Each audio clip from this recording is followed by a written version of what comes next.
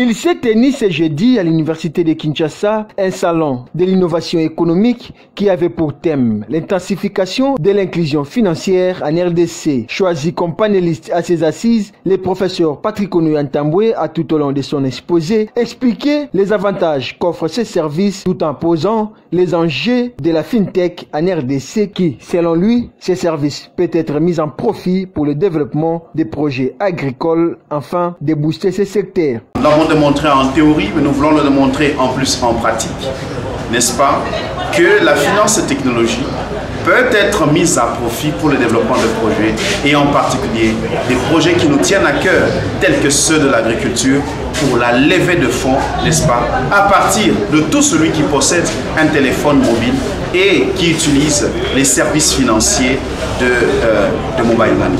Voilà pourquoi nous sommes venus présenter que les applications de FinTech peuvent être des vecteurs de développement, particulièrement sur des projets tels que ceux de l'agriculture. Sur place, l'orateur du jour a martelé sur la mise en place d'une plateforme appelée crowdfunding, qui est un mode de financement participatif afin de permettre qu'il y ait des financements de projets collectifs tels que les projets 1 hectare pour un étudiant. Nous avons martelé sur le crowdfunding qui est le financement participatif, n'est-ce pas, en tant que mode de financement de projets collectifs tels que 1 hectare pour un étudiant, qui permet à ce que plusieurs personnes puissent s'impliquer dans un projet communautaire. Nous sommes sans oublier, n'est-ce pas, que la République démocratique du Congo souffre de la faim. Parce que ce n'est pas moi qui le dis, c'est le Programme alimentaire mondial qui le dit, que 27 millions de Congolais souffrent de la faim. On a 17 enfants de 0 à 5 ans qui meurent chaque heure en République démocratique du Congo. La question ici, c'était, avec la FinTech, comment est-ce qu'on peut contribuer à cette solution? Ici en République démocratique du Congo, on a plus ou moins 35 millions de Congolais qui ont des téléphones mobiles, n'est-ce pas? Plus de 2 millions de Congolais qui utilisent régulièrement les services de Mobile Money.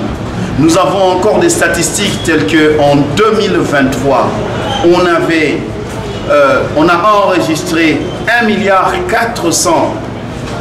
milliard de dollars de transferts de fonds provenant de la diaspora vers la République démocratique du Congo, pendant que le FMI n'a pu contribuer qu'à hauteur de 405 millions de dollars. La diaspora, l'intérieur du pays, n'est-ce pas, sont un potentiel pour le développement des projets tels que des projets communautaires, tels que des projets qui concernent l'agriculture. Voilà pourquoi nous avons donné rendez-vous ici aux étudiants. Au mois de janvier de l'année prochaine, nous viendrons présenter ici notre plateforme de crowdfunding, de financement participatif, où les gens pourront donner 1 dollar, 2 dollars, 10 dollars de l'intérieur du pays et voire même de la diaspora, afin de montrer comment la FinTech peut être un vecteur de développement du pays. Malgré les avantages ici de ces mécanismes sur les gens, la RDC traîne encore la patte. Il est donc question de révolutionner l'accès aux services financiers et c'est l'objectif visé par ces échanges. Si ces travaux sont les prétextes pour parler des opportunités à saisir, faire du réseautage et trouver des partenaires, les acteurs clés qu'ils soient institutionnels, économistes, issus du secteur bancaire, entrepreneurs ou experts de la finance, mais aussi la diaspora, reste le seul objectif à atteindre pour ce genre de financement.